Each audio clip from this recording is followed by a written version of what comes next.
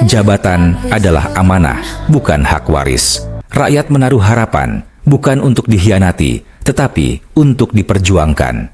Dan kepada rakyat Aceh, jangan biarkan suara kita dibungkam oleh kepentingan pribadi. Mari kita jaga demokrasi, agar tetap menjadi milik semua, bukan segelintir keluarga. Di Aceh, tanah yang pernah berjuang dengan darah dan air mata, kini demokrasi kembali tercoreng oleh ambisi pribadi. Muzakir Manaf, tokoh yang dulu dielu-elukan sebagai pejuang, kini diduga menukar idealisme dengan kepentingan keluarga.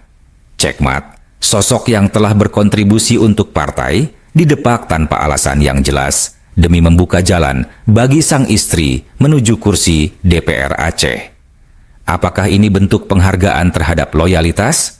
Ataukah ini cerminan dari politik dinasti yang mulai mengakar? Ketika jabatan menjadi warisan, bukan lagi amanah, maka demokrasi pun kehilangan maknanya.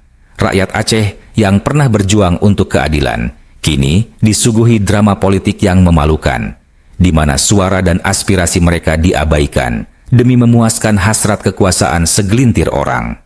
Jika partai yang lahir dari perjuangan rakyat kini berubah menjadi alat untuk kepentingan pribadi, maka kita patut bertanya, untuk siapa sebenarnya partai ini berdiri? Kepada para pemimpin, ingatlah, jabatan adalah amanah, bukan hak waris. Rakyat menaruh harapan, bukan untuk dikhianati, tetapi untuk diperjuangkan. Dan kepada rakyat Aceh, jangan biarkan suara kita dibungkam oleh kepentingan pribadi. Mari kita jaga demokrasi, agar tetap menjadi milik semua, bukan segelintir keluarga.